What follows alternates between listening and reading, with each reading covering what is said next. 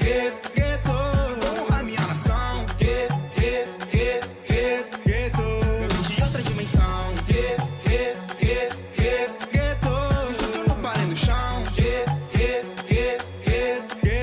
eu perdi minha memória. O que eu faço agora?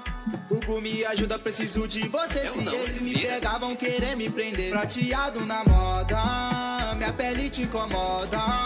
Se até suas crianças sofrem o racismo, imagina com trap que nem é daqui.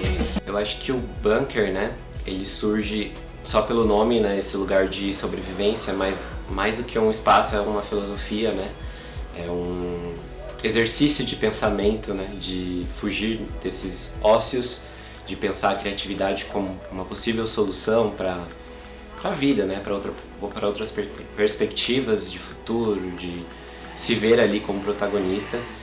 Então, me vendo nesses jovens, né, me vendo nos moradores em geral, né, enxergando essas faltas, né, essas lacunas, o coletivo ele surge exatamente para abraçar isso de alguma forma, né. Então, a gente já tentava fazer ações desde o acampamento. Sempre teve toda essa dificuldade que a gente foi fazendo de forma independente, né? Foi se articulando ali, foi vendo quem tem tal habilidade, quem pode ajudar com tal coisa. Mas eu acho que foi esse pontinho de luz, de esperança, né? O coletivo, para unir todas essas potências e também para de alguma forma transformar, né, o imaginário do território. E aí em 2017, quando a gente veio para cá, a gente começou com algumas atividades, principalmente na escola ali, que ainda tinha essa abertura, com literatura, com ações, oficinas de cultura da paz, de combate ao bullying, ao racismo. E aí isso foi fortalecendo, né, a gente a entender o território e mesmo assim entendendo a necessidade, né, de ter esse espaço de expressão para as pessoas, que isso sempre ainda é, né, a maior necessidade. E aí chegou a pandemia também. Foi aí também que a gente reformulou todo o pensamento, né, e o bunker veio nesse sentido. A gente começou a pensar em coisas digitais, ao mesmo tempo o desafio de ser digital por conta do acesso aos equipamentos, a internet aqui também, que é bem ruim. Então foram vários desafios e aí a partir da pandemia também a gente teve que se reformular, pensar, o audiovisual entrou muito nisso também. Então a gente começou a fazer muitas ações a partir disso.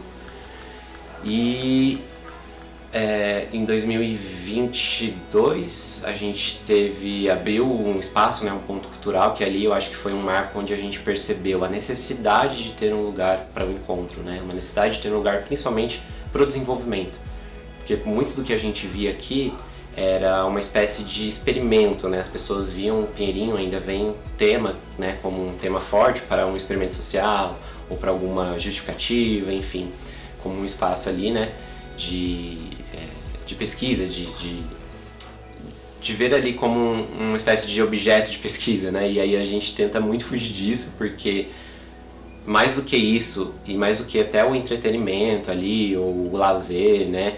A gente pensa muito no desenvolvimento e também na formação, né, de novos protagonistas, de novos líderes dentro da comunidade para fazer os seus próprios rolês, para pensar os seus próprios projetos, para transformar em seus territórios, suas famílias, né, suas trajetórias.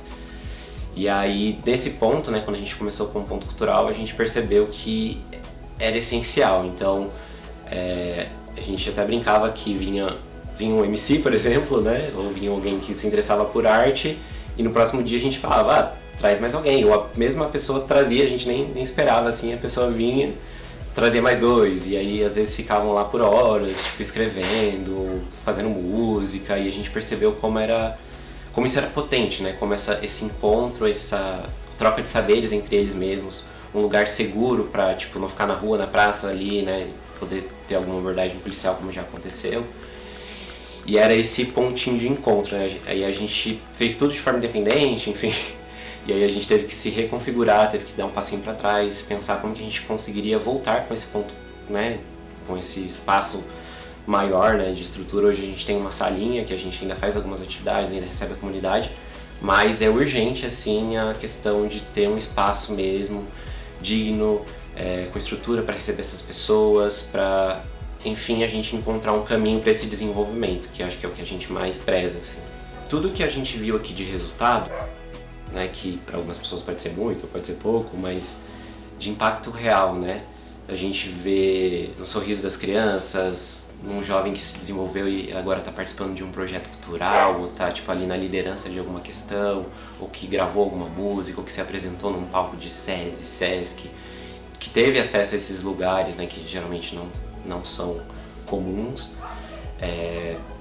Acho que um pouco disso a gente vê em outros lugares, porque o que eu enxergo é muito que existem outras pessoas e outras comunidades e outros espaços periféricos onde vivem a mesma coisa que a gente vive aqui, né? Então, o nosso maior sonho é que a gente que tivesse um pontinho cultural, que tivesse um bunker ali para essas pessoas poderem, além de sobreviver, poderem construir um novo mundo, construir um novo imaginário em cada uma das comunidades, né? Então, o maior sonho seria que tivesse um pouquinho do bunker em cada um desses lugares, né, que clamam por esse acesso à arte, à cultura, ao desenvolvimento, ao esporte, né.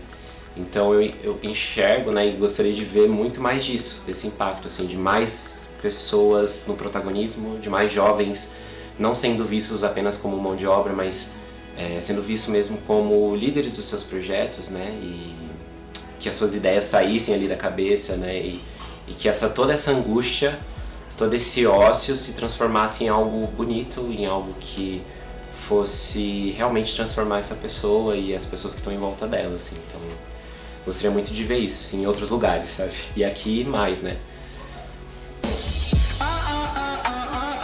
Olhem pra mim, olhem pra mim. O gueto vai sorrir, o gueto vai sorrir. Olhem pra mim, olhem pra mim. O gueto vai sorrir, o gueto vai sorrir.